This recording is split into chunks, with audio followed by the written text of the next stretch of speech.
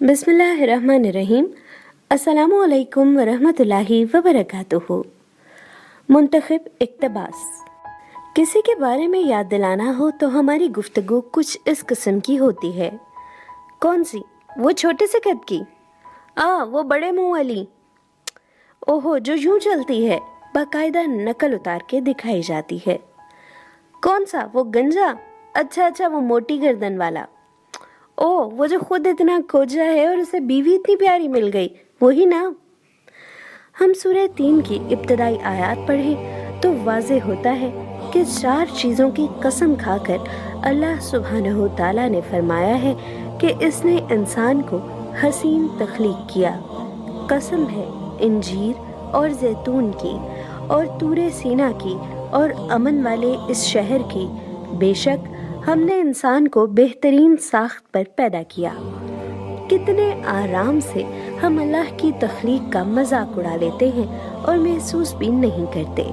کسی کو لمبا ہونے پر باتیں سننی پڑتی ہیں، کسی کو چھوٹا ہونے پر، کسی کا رنگ کالا، کسی کی ناک موٹی، کسی کو چہرے پہ دانے نکل آئے تو پوچھ پوچھ کر اس کی مت مار دیتے ہیں۔ بالوں پہ تبصرے، ہونٹوں پہ باتیں، حالانکہ انسان کا ان میں سے کسی بھی چیز پر اختیار نہیں۔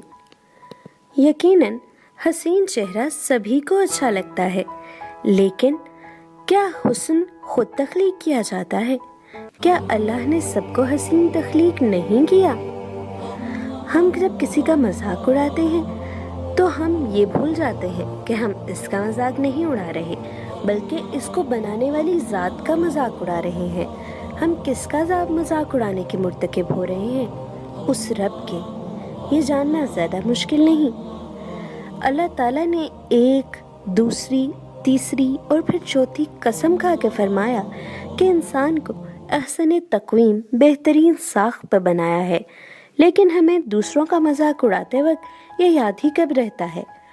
یہاں ایک بات اور قابل ذکر ہے، ہم اگر ایک دوسرے کی شکل کا مذاق نہ بھی اڑائیں تو بھی مختلف جغرافیائی علاقوں میں رہنے والوں کے لیے ہم بغیر سوچے سمجھے ایسے الفاظ ادا کر دیتے ہیں۔ چائنیز لوگوں کا ذکر ہو تو ممکن نہیں کہ ان کے قد اور ناک کا، ان کی آنکھوں کا ذکر نہ کریں۔ عموماً پھینی چپٹی ناک والے کہہ کر ان کی طرف ریفر کیا جاتا ہے یا چھوٹی چھوٹی آنکھوں کا حوالہ دیا جاتا ہے۔ اسی طرح افریقن لوگوں کے بارے میں گھنگریالے بال، چوڑی جسامت، بڑے بڑے ہونٹ، ان سب کو حقارت سے دیکھا جاتا ہے۔ پر باتیں سننی پڑتی ہیں، کسی کو چھوٹا ہونے پر، کسی کا رنگ کالا، کسی کی ناک موٹی، کسی کو چہرے پہ دانے نکل آئے تو پوچھ پوچھ کر اس کی مت مار دیتے ہیں۔ بالوں پہ تبصرے، ہونٹوں پہ باتیں، حالانکہ انسان کا ان میں سے کسی بھی چیز پر اختیار نہیں۔ یقیناً حسین چہرہ سبھی کو اچھا لگتا ہے، لیکن کیا حسن خود تخلیق کیا جاتا ہے؟ کیا اللہ نے سب کو حسین تخلیق نہیں کیا؟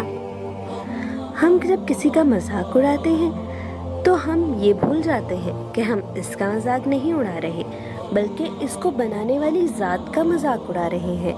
ہم کس کا مذاق اڑانے کے مرتکب ہو رہے ہیں؟ اس رب کے۔ یہ جاننا زیادہ مشکل نہیں۔ اللہ تعالیٰ نے ایک، دوسری، تیسری اور پھر چوتھی قسم کھا کے فرمایا کہ انسان کو احسن تقویم، بہترین ساخت پر بنایا ہے، لیکن ہمیں دوسروں کا مذاق اڑاتے وقت یہ یاد ہی کب رہتا ہے۔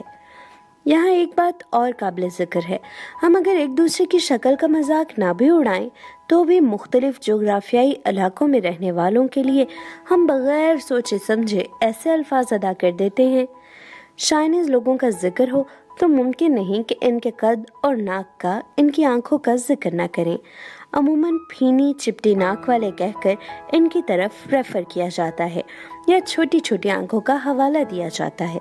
اسی طرح افریقن لوگوں کے بارے میں گھنگریالے بال، چوڑی جسامت، بڑے بڑے ہونٹ، ان سب کو حقارت سے دیکھا جاتا ہے، حالانکہ ان کو تخلیق کرنے والا بھی وہی مصور ہے جس نے آپ کو تخلیق کیا اور خوبصورت تخلیق کیا۔